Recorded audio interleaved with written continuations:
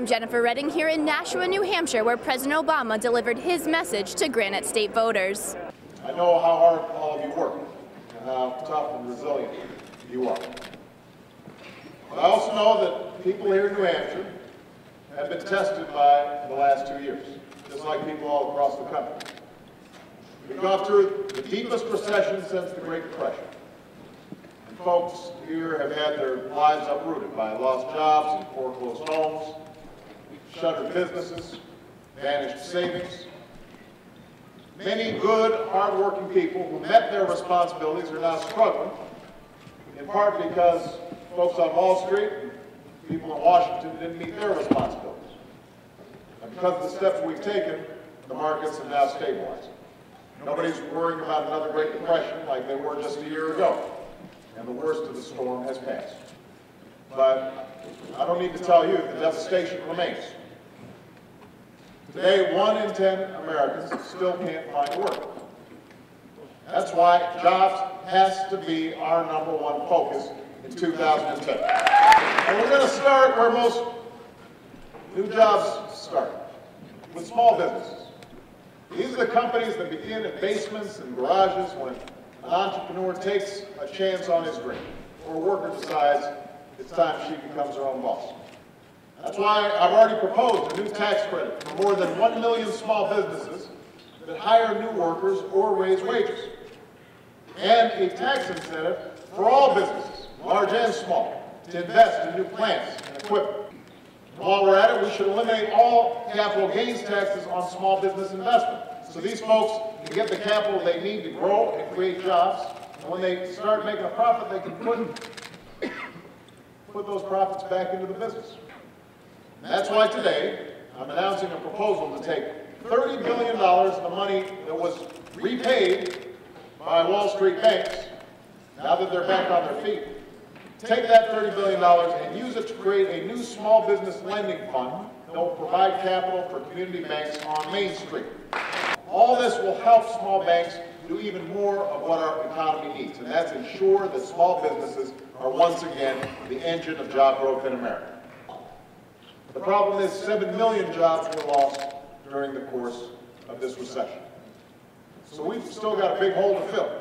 And we've got to do everything we can to put people back to work, because we need a sustainable recovery. And we know that if we truly want to have long-term economic growth in this country, then we need to start addressing some of the struggles that middle-class families have been dealing with for years, long before this particular recession hit. This past decade has been one of the toughest our middle class has faced in generations, because folks have seen their paychecks shrink, their housing prices fall, while the cost of everything, from groceries to healthcare to college, keeps going up. So a lot of you are working 2 jobs. Certainly, everybody in your household is working. You're working longer hours, but you feel like you're treading water.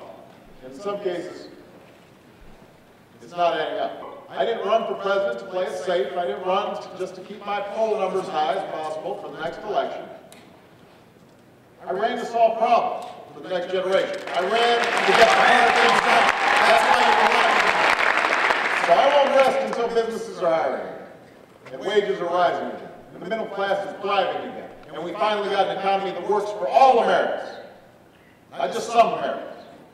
I don't want to cede our future to China, India, European countries. I'm not one to settle for second place. Not for the United States of America. I can't do this alone. Democrats can't do it alone. The president can't do it alone. We've got 2 parties in this country. We all agree that education is the key to a 21st century economy.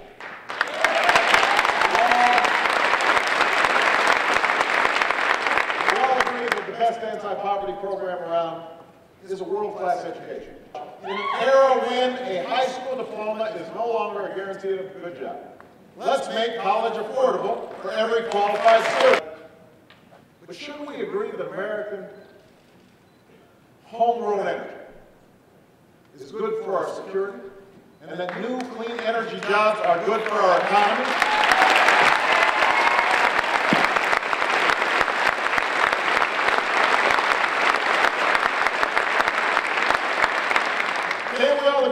jobs shouldn't be going to China or Germany or Spain. They should be right here in the United States of America. So let's invest in innovation. Let's put people to work on solar panels and wind towers, cutting-edge batteries. Because the nation that leads the clean energy economy will be the nation that leads the global economy, and America has to be that nation. Another foundation stone is fixing a health insurance system that works better for the insurance industry.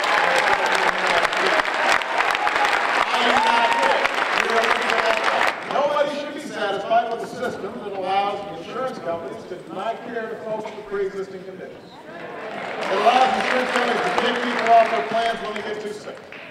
Nobody should accept a system where small businesses are forced to pay outrageous premiums to get their workers covered. And seniors have big gaps in their Medicare prescription coverage. Nobody should accept another decade in which health insurance premiums double and millions lose their coverage altogether.